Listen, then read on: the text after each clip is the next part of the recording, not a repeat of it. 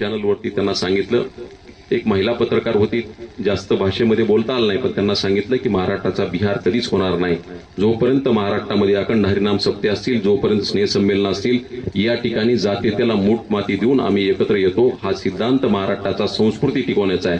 त्यांनी पुढचं सांगितलं की तुम्ही नानाजी देशमुखांना भारतरत्न दिलं, कधी गावाकडे गेलात का? त्यांची एवढी छोटीशी समाधी. अरे समाधी होऊन एखाद्या माणसाचं मूल्यमापन होत नाही. भारतरत्न हे त्यांच्या कार्याचा गौरव म्हणून त्यांना भारतरत्न दिलेला आहे. आणि आज मला अभिमान आहे की अशा ठिकाणी तुमचं नाव विधाका, मी त्या दिवशी मुद्दाहून विचारलं विधाका ज्ञानामध्ये भर टाकण्यासाठी, ते एक शेतीचा अवजार आहे विधाका म्हणजे. आणि त्या शेतीच्या अवजाराला ही समर्पित भावना एखाद्या शेतकऱ्याची एफपीओच्या प्रती असेल तर निश्चित तुम्हाला आशीर्वादासहित पैसे मिळतील, ह्याची मला खात्री पटली. लक्षात घ्या, पैसे तर कोणी कमवतंय, लक्षात घ्या. पैसे कमवणं पाप नाही, पण शाप घेऊन पैसे कमवित असेल, माप मारून पैसे कमवित असेल, पाणी टाकून पैसे कमवित असेल तर निश्चित पाप आहे. आणि देव त्याचा बरोबर हे करतो. कर्मा इज बॅक, कोणी नाही तर वरचा बघत असतो. त्यामुळं आज मला छत्रपती शिवरायांच्या विचारांची आठवण झाली. छत्रपती शिवराय फक्त तलवारीमध्ये तज्ज्ञ होते, युद्धामध्ये तज्ज्ञ होते अशी गोष्ट नाही. जगामध्ये छत्रपती शिवरायांचे विचार जात असताना का गेले याच्या पाठीमागचं बाळकडू जर बघितलं, 1629ला मुरार जगदेव जो आदिलशाहीचा सरदार होता, त्यांनी पुण्या प्रांतामध्ये छत्रपती शिवराय महासाहेब जिजाऊ ज्यावेळेस होते त्यावेळेस ते बेचिराग केलं होतं. आणि बेचिराग केल्याच्या नंतर गाढवाचा नांगर फिरविला नाही तर त्या ठिकाणी एक पहार रोवली आणि त्या पहारला भोसल्याचं लेणं असलेली जी तुळजाभवानीची कवड्याची माळ आहे ती अडकवली. हा फार मोठा अपमान होता. आणि छत्रपती शिवराय 6-7 वर्षाचे, 8-10 वर्षाचे असतील त्यावेळेस महासाहेब जिजाईने 1635 साली त्याच पुण्यावरती सोन्याचा नांगर फिरवून ती जमीन पावन केली आणि कृषी आधारित राज्य निर्माण करण्याचा पहिला संदेश छत्रपती शिवरायांना बाळकडूच्या माध्यमातून ते दिला. म्हणून छत्रपती शिवराय हे गुणग्राहक चिकित्सक होते, करती माणसं पारखणारे होते, रणधुरंदार योद्धा होते, दुर्जनांचा कर्दनकाळ होते, सज्जनांचे रक्षण करते होते, पर्यावरणवादी होते, जलतज्ञ होते, आध्यात्मिक होते, विज्ञानवादी होते. हे सगळे गुण असणारा एकमेव जाणता राजा म्हणजे छत्रपती शिवराय होते. हे कृषीच्या आधारित ज्या काही योजना आहेत, पाणी साठवण योजना असू द्यात, त्या असू द्यात, त्या काळातल्या योजना आहेत. आणि आम्ही आज अभिमानाने सांगतो की छत्रपती शिवरायांचे विचार या महाराष्ट्राला कधीही पारतंत्र्यात जाऊ देणार नाहीत, या महाराष्ट्राला कधी बिहार होऊ देणार नाहीत. मी याच्या उत्तरार्धामध्ये येत असताना मला विनंती आहे शेतकऱ्यांना की आता भरपूर योजना आल्यात. कधी काळी आम्हाला गंगाधर भाऊ, तुमची जिल्हा परिषद, पंचायत समिती सगळं होते, सोमनाथराव, एखाद्या गावामध्ये एक वीर होण्यासाठी 10-10 शिफारसपत्र जायचे. एका गावामध्ये किती राजकारण व्हायचं मला सांगा. धडक वीर वगैरे मिळायचे किती, 30-40 हजार रुपये. आज लाखो रुपये मिळत आहेत. तुम्ही थोडंसं आत्मपरीक्षण करा. सकाळी उठल्यापासून संध्याकाळपर्यंत सरकारच्या एवढ्या योजना, तेही राजकीय पुढाऱ्याच्या शिफारशीशिवाय हे मोदीजींनी आणि देवेंद्रजींनी दिले, हे तुम्हाला मान्य करावं लागेल.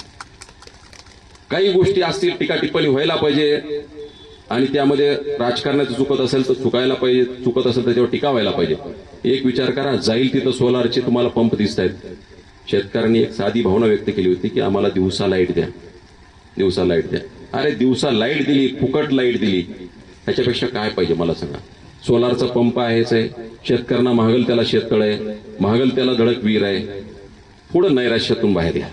आपण रिकाम टेकडं बसू नका, आहे त्या संधीचा फायदा घ्या. प्रत्येकाला अंबानी होता येत नाही, प्रत्येकाला रतन टाटा होता येत नाही, प्रत्येकाला मोदीजी होता येत नाही, प्रत्येकाला ओमप्रकाश शेटे होता येत नाही. प्रत्येकाला आपापलं हे जे व्यासपीठ आहे, या व्यासपीठावर जसं आपलं पात्र आहे तसं जग हे एक व्यासपीठ आहे. विधात्याने आपला जन्म घातलाय, आपलं पात्र आहे त्या ह्याच्यात रंगवायचं. शेतकरी असेल तर शेतकऱ्यांना रंगवायचं, इंजिनियर असेल इंजिनियर रंगवायचं, जर सीमेवर असेल तर तो सैनिक आहे, त्याला तर देशसेवेचा अधिकार आहे. ड्रायव्हर असेल तर ड्रायव्हरनी प्रामाणिक सेवा करायची दारू न पिता, कारण स्टेरिंग त्याच्या हातामध्ये. पात्र रंगवायचं असतं गड्यावर. पात्रामध्ये कुठल्या तरी चांगल्या वेळेची वाट बघायची नाही असं नाही. अमोल, तू खूप चांगला म्हणलास, योग्य वेळेची वाट बघत असेल, परंतु मला कधी माझ्यावरती अन्याय होतील नाही. आम्हाला डायरेक्ट ऍक्सेस आहे. मी जीवनात आणि जेवणात दोन्ही वेळेला कधी चमचा ठेवला नाही, म्हणून मी त्यांच्या साहेबांच्या जवळ आहे निश्चितच आहे. आणि आपण तुम्ही एक विचार करा, 12 वर्ष झालं सत्तेचा भोग घेतोय. 2 दिवस शनिवार रविवार गावाकडे असतो, लोकांसाठी असतो. मी मान वर करून कधी बघितले नाही कोण माणूस आलाय, कुठल्या जाती धर्माचा आलाय, कुठल्या पक्षाचा आलाय. काम हीच जात आणि काम हेच आपलं सगळं धर्म हे मानावं लागलं तरच आपण पुढे जाऊ.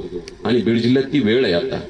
आपल्याकडं वय साथ देणारं आहे, आपल्याकडे इन्फ्लुएन्स आहे. एकदाही मी गैरवापर केला नाही मुन्नाचे, एकदाही माझ्या याचा. माझ्यावरती कुणी अन्याय करू शकत नाही, काय नाही. मी जॅकेट घातलं तर नैतिकतेचं घातलं. मी कुणाच्या डोळ्यात डोळे घालून सांगतो की मी कधी दुरुपयोग केला नाही. वाव, माणसाला इथं पंचायत समिती जिल्हा परिषद मेंबर झाला की त्याला वाटतं की काय करून काय नाही. मी जुना हिशोब बी करीत नाही, नवा हिशोब बी ठेवीत नाही, काय नाही. हिशोब करणारा कोणीच नसतो, हिशोब करणारा तो असतो. त्याचा हिशोब खूप महागात पडतो, लक्षात घ्या. त्यांनी चुकीचं केलं. आज 10,000 FPO आहेत पूर्ण भारतामध्ये. तशी पाहायला गेलं तर कमीच संख्या आहे. त्या 10,000 मध्ये आमच्या विधायकाचं नाव आहे, अभिमानाची गोष्ट आहे, लक्षात घ्या. आणि त्यांनी घाटसावळी परिसरात ठेवले, घाटसावळी परिसरात सेवा करण्यास ठेवले. 8,600 कोटी रुपयाचं आमचं बजेट आहे. यापैकी एक विधायकाला एक चांगला स्कोप मिळण्यासाठी आज परमेश्वरांनी खूप चांगली संधी दिली. अनेक योजना आहेत शेतकऱ्यांच्या. बाबाओ, मी कुणाची असा कुठेही असा, कुठली वेळ आली भूमिपत्र म्हणून मला कधी आवाज द्या. माझ्यावरती तर खूप आरोप होतो, बीडचा माणूस आला की तुम्ही डायरेक्ट ऍक्सेस देता, हे करता. मी तर 2 मिनिटात ओळखतो. माझ्या कॅबिनच्या बाहेर जोरात आवाज आला की मी सांगून ठेवलं शिपायाला की ते बीडचा आहे, लवकर पाठवून दे. त्या आवाजात प्रेमाची एक वेगळी ऊब आहे, लक्षात घ्या. हक्काची ऊब आहे, लक्षात घ्या. आणि आपल्या माणसांना माझी विनंती, कमी पडू नका. आपले काय लाभ घेता येतील कुठले काम घेऊन या. कुठलं म्हणजे चांगलं, कुणाचं घरावर नांगर मी बिलकुल हे करत नाही. परंतु आपला असलेला शासनाचा काहीतरी वाटा हा सर्वांच्या कामी यावा यासाठी प्रामाणिकपणे प्रयत्न करत असतो. या ठिकाणी आज विधायकासारख्या एका चांगल्या FPOच्या उद्घाटनाला मला बोलवलं. थोडासा उशीर झाला तरी पण मी आलो. आणखीन 1-2 ठिकाणी जायचंय. मनपूर्वक शुभेच्छा देतो. प्रवीण आणि सुरेशराव, तुमचा पुत्र एकदम चांगलं नाव करेल, काय नाही. त्याची चिकाटी मी मुंबईत बघितली. अगदी चिकाटीने पाटील असू द्या, ती असू द्या, अतिशय चिकाटीने पुढे जाणारी पोरं. ही तर सुरुवात आहे, आणखीन पुढे जा. या ठिकाणी आपण नंदनवन करण्याचा प्रामाणिक प्रयत्न करू अशी ग्वाही देतो. थांबतो. जय हिंद, जय महाराज. धन्यवाद. धन्यवाद साहेब.